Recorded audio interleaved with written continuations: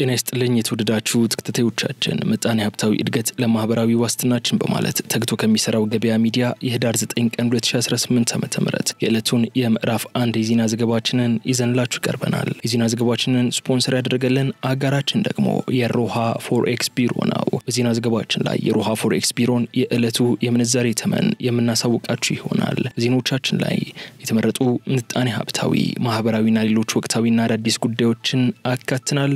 ተሉን ጋብዛችኋለን። በቅድሚያም አርዕስቶችን በርካታ የመንግስት ተቋማትና ኃላፊዎች ላይ ክስ መመስረቱ ተሰማ። ከዚህ ጋር ተያይዞ ለክስ ያበቃቸውን ጉዳይ ብሎም ውሳኔ የተሰጠባቸው መዝገቦች የተመለከቱ አነጋጋሪ መረጃዎችን የምናደርሳችሁ ይሆናል። የኢሚግሬሽንና ዜግነት አገልግሎት በርካታ ቢሊዮን ብር ገቢ ማግኘቱን ተከትሎ ከፓርላማ አባሉ ጥያቄ ቀርቦበታል። ሁሉ መረጃውን የምትሰሙት ይሆናል። የዩኒቨርሲቲ ተማሪዎች ተግባራዊ ይደረጋል የተባለውን አዲስ መመሪያ ተከትሎ ከፍተኛ ተቃውሞ ያቀረቡ መሆናቸው ተሰምቷል። በዝርዝር የምናደርሳችሁ ይሆናል። የደንብ ማስከበር ባለስልጣን በመዲናዋ ፎቶና ቪዲዮ ለሚያነሱና ያልተረጋገጠ መረጃን ለሚያጋሩ ግለሰቦች ጥብቅ ማሳሰቢያ መስጠቱ ተሰምቷል። ሙሉ መረጃውን የምናጋራችሁ ይሆናል። እስራኤል የኢትዮጵያን የወደብ ተጠቃሚነት ጥያቄ እንደምትደግፍ ማስታወቂያን የተመለከተ ዝርዝር መረጃን ይዘናል። እነዚህና ሌሎች ጉዳዮችን እየነገርናችሁ አብረን እንቆያለን። አብራችሁ እንድትቆዩ በድጋሚ ይጋበዝን። አሁን ወደ ዝርዝር ጉዳዮች እንለፍ። ያለፉትን ዓመታት እርሶን የቤትና የሱቅ ባለቤት ያደረገው ቴምር ፕሮፐርቲስ አሁን ደግሞ በተለመደው አቋሙ ወሳኝ በሆኑት የከተማችን መንደሮች ላይ ሳር ቤትና ከ4 ኪሎ ቤተ መንግስት ትይዩ በሆነችው አዋሬ ላይ ከባለ 1 እስከ 3 መኝታ ቤቶችን በተለያዩ የካሬ አማራጭ በ20% ቅድመ ክፍያ በ1.7 ሚሊዮን ብር ብቻ ቀሪውን ያለምንም ወለድ በብር ተዋውሎ የሚከፍሉበትን አማራጭ ይዞለት ቀርቧል። አሊያም አጠቃላይ ክፍያ ባለ 2 መኝታ 81 ካሬ በ5.7 ሚሊዮን ብር፣ ባለ 3 መኝታ 139 ካሬ በ9.9 ሚሊዮን ብር ሁለቱም ሳይቶቻችን ለእርሶ ከ35% ታላቅ ቅናሽ ጋር አቅርበንሎታል። እንዲሁም ለመነገድ ቢፈልጉ ቃሊቲ ገላና አጠገብ የንግድ ሱቆችን በ500,000 ቅድመ ክፍያ የሱቅ ባለቤት ይሁኑ ይሎታል። እስካሁን ባመለጠው ዕድል መቆጨት ጥቅም የለውም። ይፍጠኑ። ጥሪቶን ጥሩ መሰረት ላይ ያኑሩ። ለበለጠ መረጃ በ0989666571 ወይንም 0948076006 ላይ ይደውሉልን። ቴምር ፕሮፐርቲስ። የኢትዮጵያ አየር መንገድ 11 ዘመናዊ አውሮፕላኖችን ለማዘዝ ስምምነት አደረገ። የኢትዮጵያ አየር መንገድ 11 ተጨማሪ 737 ማክስ አውሮፕላኖችን ለማዘዝ የሚያስችለውን ስምምነት ማድረጉ ተገልጿል። ስምምነቱ በዱባይ ኤርሾ የተፈረመ ሲሆን የኢትዮጵያ አየር መንገድ በአህጉሪቱ ብሎም በዓለም ዙሪያ ባሉ መዳረሻዎች የሚያደርገውን ጉዞ ለማስፋት እንደሚያስችለው ተነግሯል። እነዚህ ተጨማሪ 11 B737-8 የተሰኙት የቦይንግ አውሮፕላኖችን ለማዘዝ የኢትዮጵያ አየር መንገድ ከስምምነት ላይ መድረሱ አስደሳች ነው ሲሉ የአየር መንገድ ግሩፕ ዋና ስራ አስፈጻሚ የሆኑት አቶ መስፍን ጣሰው ተናግረዋል። የኢትዮጵያ አየር መንገድ ከቦይንግ ጋር ያለው አጋርነት ባለፉት ዓመታት እያደገ መምጣቱን ያስታወሱት ዋና ስራ አስፈጻሚው አየር መንገዱ እነዚህን ዘመናዊ አውሮፕላኖች ሲረከብ ደንበኞችን ይበልጥ በምቾት የማጓጓዝ ጥረቱን እንደሚቀጥል አስታውቀዋል። የቦይንግ የንግድ ሽያጭና ግብይት ከፍተኛ ምክትል ፕሬዝዳንት ብራድ ማክሙለን በበኩላቸው ስምምነቱ 80 የሚጠጉ ዓመታትን ለተሻገረው የኢትዮጵያ አየር መንገድ ከቦይንግ ጋር ያለውን አጋርነት የሚያጠናክር እንደሆነ ተናግረዋል።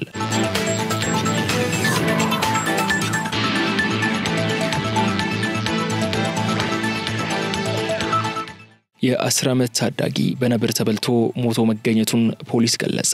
በድሬዳዋ ከተማ ዙሪያ አዋሌ ቀበሌ ገበሬ ማህበር ገንዳ ሳሊ ተብሎ በሚጠራው መንደር ህዳር 8 ቀን 2018 ዓ.ም ከንጋቱ 12 ሰዓት ገደማ የ10 ዓመት ታዳጊ በነብር ተበልቶ ሞቱን ፖሊስ አስታውቀዋል። የቢኤ አዋሌ ፖሊስ ጣቢያ አዛዥ ኢንስፔክተር አብዱ ሰላም መሐመድ ለድሬ ፖሊስ ሚዲያ እንደገለጹት ሟች ገመዳ አብደላ የተባለው የ10 ዓመት ታዳጊ ህዳር 7 ቀን ከምሽቱ 12 ሰዓት ገደማ ከቤት እንደወጣ ባለመመለሱ ቤተሰቦቹ ምሽቱን ሲያፈላልጉት ቢቆዩም በንጋታው ጠዋት 12 ሰዓት ላይ በነብር እየተበላ ቢያገኙትም ህይወቱን ማትረፍ አለመቻላቸውንና ታዳጊው ሞቶ ማግኘታቸውንም ገልጸዋል። ፖሊስ በበኩሉ በአካባቢው ነብር መኖሩንና ከአሁንም በፊት በተደጋጋሚ ጊዜ ጥቃት ማድረሱን አስታውሶ የአካባቢው ማህበረሰብ በተለይም ልጆችን ብቻቸውን ከመልቀቅ በመቆጠብ ጥንቃቄ ሊያደርጉ እንደሚገባም መልእክቱን አስተላልፈዋል።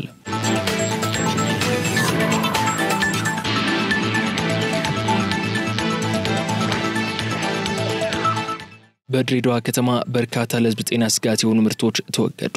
የኢትዮጵያ ምግብና መድኃኒት ባለስልጣን የድሬዳዋ ቅርንጫፍ ጽሕፈት ቤት ባለፉት 3 ወራት ባካሄደው የቁጥጥር ስራ ለህዝብ ጤና ስጋት የሆኑ በርካታ ምርቶችን ከገበያ ማስወገዱ አስታውቀዋል። በመጀመሪያ ሩብ ዓመት 259 ቶን ጊዜያቸው ያለፈባቸው የምግብ ምርቶች እንዲወገዱ መደረጉን የገለጹት የቅርንጫፍ ኃላፊ አቶ ጌቱ ቦጋለ በተጨማሪም የተበላሹ 30 ቶን ሩዝና የምግብ ዘይት ምርቶች ከገበያ ተሰብስበው ጥቅም ላይ እንዳይውሉ መደረጋቸውን ገልጸዋል። በተለይም በገቢ ምርቶች ላይ በተደረገው ጥብቅ ቁጥጥር ምክንያት 289.24 ቶን ፓልም ዘይትና ሩዝ ጥራቱ የተጓደለ በመሆኑ ወደ መጣበት ሀገር እንዲመለስ መደረጉን ተናግረዋል። በተጨማሪም ባለስልጣኑ በሩብ ዓመቱ ባካሄደው የቁጥጥር ስራ 65 የህግ ጥሰት ጉዳዮች ላይ አስተዳደራዊ እርምጃዎችን መውሰዱን ኃላፊው የገለጹ ሲሆን ከዚህ ባሻገር ከ276,489 ሜትሪክ ቶን በላይ ለሚሆን ገቢ ምግብ እንዲሁም 711 ሜትሪክ ቶን ለውጭ ገበያ የቀረበ ምግብ የጥራትና ደህንነት ቁጥጥር ተደርጎበታል ብለዋል። በመድኃኒት ዘርፍም ክትትሉ ተጠናክሮ የቀጠለ መሆኑን የገለጹት ኃላፊው በዚሁ ጊዜ ውስጥ 96 የመድኃኒት የጎንዮሽ ጉዳትና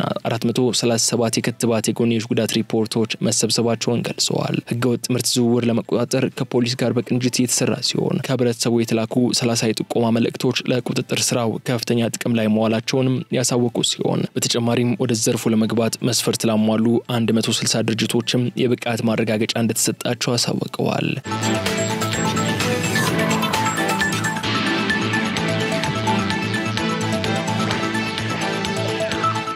ደንብ አስከባሪዎች በስራ ላይ ያሉ ፎቶና ቪዲዮ በማንሳት ያልተረጋገጠ መረጃ ለሚያጋሩ ግለሰቦች ማሳሰቢያ ተሰጠ።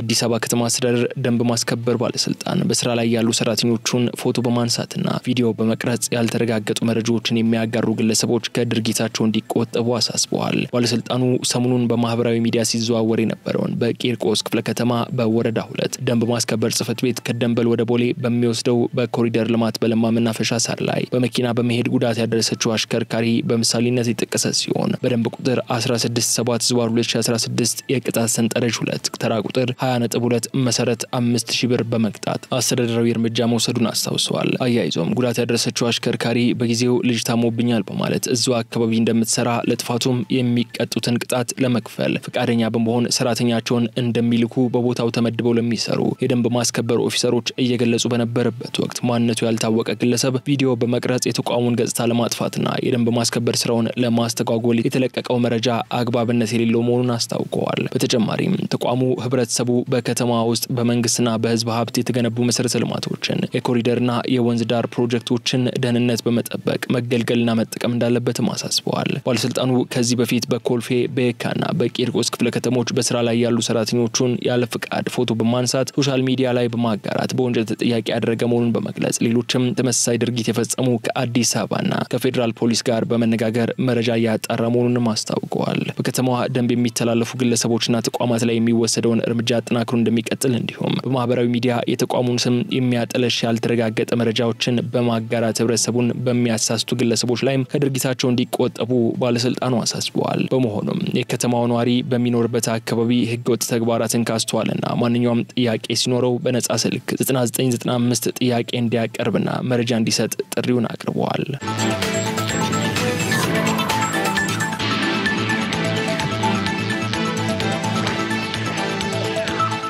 እስራኤል የኢትዮጵያን የወደብ ተጠቃሚነት ጥያቄ እንደምትደግፍ አስታወቀች። እስራኤል የኢትዮጵያን የአባይ ውሃ አጠቃቀምና የወደብ ተጠቃሚነት ጥያቄ ትደግፋለች ሲል በእስራኤል የኢትዮጵያ ኤምባሲ አስታውቀዋል። አብዛኛው የኤምባሲው ስራ የሀገርን ብሔራዊ ጥቅም ማራመድ ላይ ትኩረቱን እንደሚያደርግ የገለጹት በእስራኤል የኢትዮጵያ አምባሳደር የሆኑት ተስፋዬ ይታይ አንዱ ብሔራዊ ጥቅም ከአባይ ውሃ አጠቃቀምና ከኢትዮጵያ የወደብ ጥያቄ ጋር የተያያዘ በመሆኑ በእነዚህ ሁለት ጉዳዮች ላይ በዋናነት ትኩረት ሰጥተን እየሰራ እንገኛለንም ብለዋል። በታሪክ ወደ ኋላ ተመልሰን ስናይ እስራኤል ኢትዮጵያ ወደብ አልባ እንዳትሆን ስትሰራ ነበር ያሉት አምባሳደሩ ይህም ለኢትዮጵያ ጥቅም ብቻ ሳይሆን ለራሷም ብላ የምታደርገው ነበርም ብለዋል። አክሎም ኢትዮጵያ ከወደብ ተጠቃሚነት በተገፋች ቁጥር ቀይ ባህር የአረብ ሀገራት የበላይነት ይነግስበታል ያሉ ሲሆን ይህ ደግሞ ጉዳቱ ለእስራኤልም ጭምር ነው ሲሉ አስረድተዋል። እስራኤል ከቀዳማዊ አፄ ኃይለ ሥላሴ ዘመነ መንግስት ጀምሮ በወታደራዊ ስልጠና ኢትዮጵያን ስታግዝ እንደነበር በመግለጽም በወቅቱ ነበልባል የተሰኘ ጦር በእስራኤሎች መሰልጠኑን አስታውሰዋል። በተጨማሪም አየር ኃይልን የማጠናከር ስራ በእስራኤል መስራቱን ገልጸው ኤርትራ ከኢትዮጵያ የተነጠለች ነጻ ሀገር መሆኗን ተከትሎም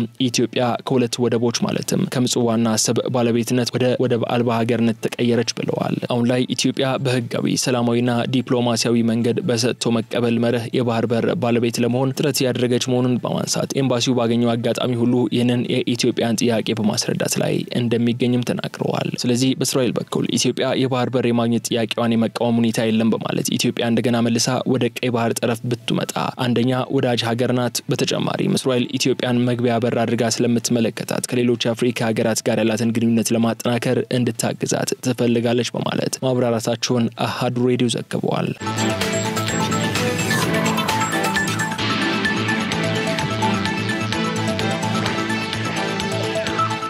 የዩኒቨርሲቲ ተማሪዎች የማስተማር አገልግሎት እንዲሰጡ የሚያስገድደውን መመሪያ ተከትሎ ተቃውሞ አሰሙ።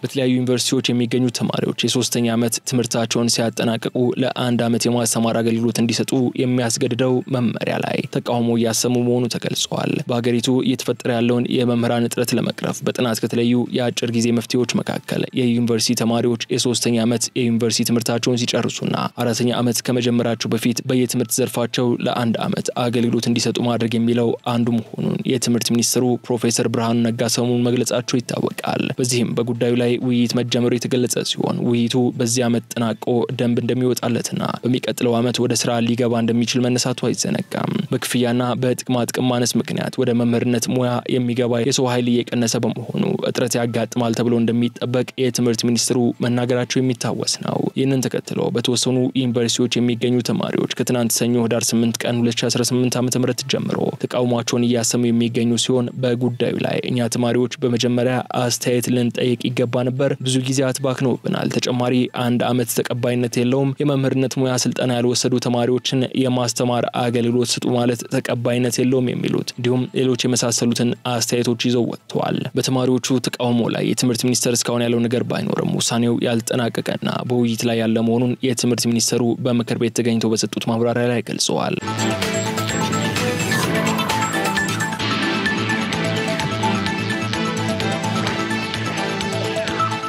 የኢሚግሬሽንና ዜግነት አገልግሎት በርካታ ቢሊዮን ብር ገቢ ማግኘቱን ተከትሎ ከፓርላማ ጥያቄ ቀረበበት። የኢሚግሬሽንና ዜግነት አገልግሎት ባለፉት 3 ወራት ከ10 ቢሊዮን ብር በላይ ገቢ ማግኘቱን ተከትሎ በተቋሙ ተልእኮ ላይ ከፓርላማ ጥያቄ ቀርቦበታል። ተቋሙ ጥያቄ ቀረበበት የ3 ወራት የስራ ክንውን ሪፖርቱን በህዝብ እንደራሴዎች ምክር ቤት ለውጭ ግንኙነትና ሰላም ጉዳዮች ቋሚ ኮሚቴ በትናንትናው ዕለት ባቀረበበት ወቅት ነው። የተቋሙን የ3 ወራት የስራ ክንውን ሪፖርት በንባብ ያቀረቡት የኢሚግሬሽንና ዜግነት አገልግሎት ዋና ዳይሬክተር ወይዘሮ ሰላማዊት ዳዊት ባለፉት 3 ወራት ከ545,000 በላይ የሚሆኑ ዜጎች የፓስፖርት አገልግሎት አግኝተዋል ብለዋል። በዚህም አገልግሎቱ ባለፉት 3 ወራት ከሰጠው አገልግሎት 11 ቢሊዮን ብር ለመሰብሰብ አቅዶ 10.5 ቢሊዮን ብር እንደሰበሰበና ይህም የእቅዱን 96% እንደሆነ ተናግረዋል። የሪፖርቱን ማብቃት ተከትሎ ጥያቄ የጠየቁት አቶ ሳዲቅ አደም የተባለው የምክር ቤት አባል የተቋሙን የቁጥጥር አቅም ማደግ አድንቀው ነገር ግን ተቋሙ ከተሰጠው ኃላፊነት አንጻር ወደ ገቢ መሰብሰብ አላመዘነም ወይ ሲሉም ጠይቀዋል። ሩብ ዓመቱ ወደ 11 ቢሊዮን ለመሰብሰብ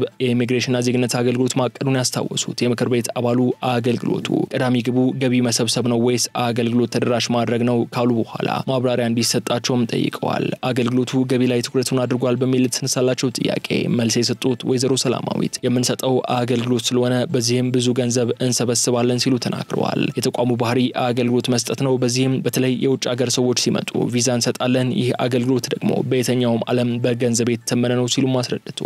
በግባችን መሰረት ገቢን በአግባቡ መሰብሰብና ወደ ብሔራዊ ቋት ማስገባት ካልቻልን የተቋሙን አቅም ማሳደግ አንችልም ያሉት ወይዘሮ ሰላማዊት ከዚህ ቀደም በመንግስት ስም አገልግሎቱ ገቢ እንደሚሰበስብ አስታውሰው እኛ ያደረግነው የቀደመውን ወይንም የነበረውን ገቢ በአግባቡ መሰብሰብ ነው ብለዋል። ሰዎች ብዙ ጊዜ ገቢው የሚሰበሰበው ከፓስፖርት ይመስላቸዋል፣ እሱን ግን ስህተት ነው ያሉት ዳይሬክተሯ ከገቢው ትልቁን ድርሻ የሚይዘው ከቪዛ እንዲሁም ተያያዥ አገልግሎቶች የሚገኙ ገቢዎች መሆናቸውን የኢሚግሬሽንና ዜግነት አገልግሎት ዋና ዳይሬክተሯ ተናግረዋል።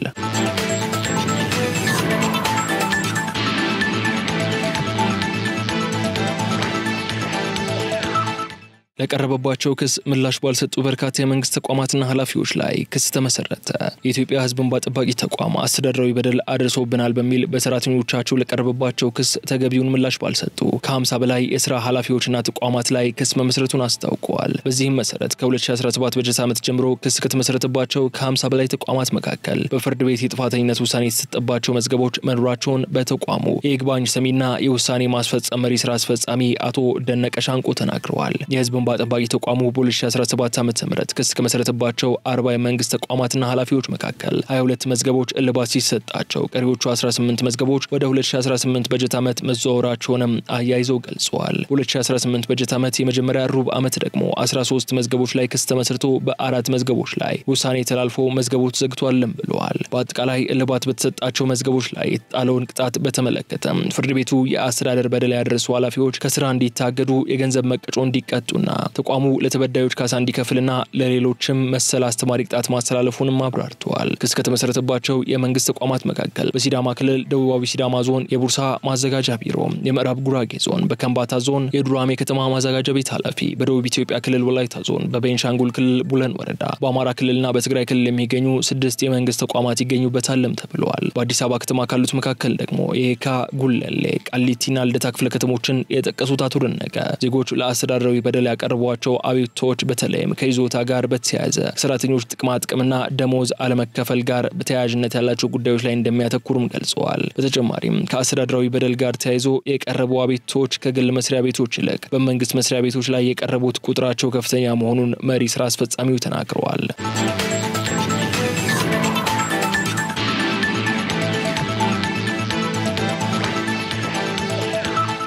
የተወደዳችሁ ተከታታዮቻችን የዕለቱን የምዕራፍ 1 የዜና ዘገባችንን የተከታተላችሁትን ይመስላል። አሁን ደግሞ የሮሃ ፎሬክስ ቢሮን የዕለቱን የውጭ ምንዛሬ ተመን እነግራችኋለን። በዛሬው ዕለት ሮሃ የፎሬክስ ቢሮ አንዱን የአሜሪካ ዶላር በ173 ብር በመግዛት 176 ብር ከ46 ሳንቲም ሽጧል። አንዱን የታላቋን ብሪታንያ ፓውንድ ስተርሊንግ 219 ብር ከ55 ሳንቲም በመግዛት 223 ብር ከ94 ሳንቲም ሽጧል። አንዱን ዩሮ 194 ብር ከ6 ሳንቲም ተገዝቶ 198 ብር ከ49 ሳንቲም ተሽጧል። አንዱን የስዊዝ ፍራንክ 204 ብር ከ58 ሳንቲም ተገዝቶ 208 ብር ከ67 ሳንቲም ተሽጧል። አንዱን የአረብ ኤምሬትስ ድርሃም 45 ብር ከ82 ሳንቲም በመግዛት 46 ብር ከ74 ሳንቲም ተሽጧል። አንዱን የሳውዲ ሪያል 45 ብር ከ4 ሳንቲም በመግዛት 46 ብር ከ31 ሳንቲም ተሽጧል። አንዱን የቻይና ዩዋን ደግሞ 22 ብር ከ75 ሳንቲም በመግዛት 23 ብር ከ21 ሳንቲም መሸጡን ሮሃ የፎሬክስ ቢሮ ይፋ ያደረገውን የዕለቱን የውጭ ምንዛሬ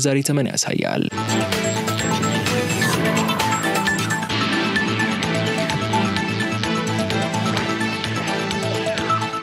የተከበራችሁ ተከታታዮቻችን ከገበያ ሚዲያ ወደ እናንተ ሲደርሱ የነበሩት የህዳር 9 ቀን 2018 ዓ.ም የምዕራፍ 1 የቀን የዜና ዘገባዎቻችን እነዚህ እስካሁን ስትከታተሏቸው የቆያችሁትን ይመስሉ ነበር። በቀጣይ በሌሎች ጉዳዮች መልሰን እስክንገናኝ ድረስ መልካሙን ሁሉ ለእናንተ ተመኘን። ሰላም። ያለፉትን ዓመታት እርሶን የቤትና የሱቅ ባለቤት ያደረገው ቴምር ፕሮፐርቲስ አሁን ደግሞ በተለመደው አቋሙ ወሳኝ በሆኑ የከተማችን መንደሮች ላይ ሳር ቤትና ከ4 ኪሎ ቤተ መንግስት ትይዩ በሆነችው አዋሬ ላይ ከባለ 1 እስከ 3 መኝታ ቤቶችን በተለያዩ የካሬ አማራጭ በ20% ቅድመ ክፍያ በ1.7 ሚሊዮን ብር ብቻ ቀሪውን ያለምንም ወለድ በብር ተዋውለው የሚከፍሉበትን አማራጭ ይዞለት ቀርበዋል። አሊያም አጠቃላይ ክፍያ ባለ 2 መኝታ 81 ካሬ በ5.7 ሚሊዮን ብር ባለ 3 መኝታ 139 ካሬ በ9.9 ሚሊዮን ብር ሁለቱም ሳይቶቻችን ለእርሶ ከ35% ታላቅ ቅናሽ ጋር አቅርበንሎታል። እንዲሁም ለመነገድ ቢፈልጉ ቃሊቲ ገላና አጠገብ የንግድ ሱቆችን በ500,000 ቅድመ ክፍያ የሱቅ ባለቤት ይሆኑሎታል። እስካሁን ባመለጠው ዕድል መቆጨት ጥቅም የለውም። ይፍጠኑ። ጥሪቶን ጥሩ መሰረት ላይ ያኑሩ። ለበለጠ መረጃ በ0989 666571 ወይንም 0948 07 6006 ላይ ይደውሉልን። ቴምር ፕሮፐርቲስ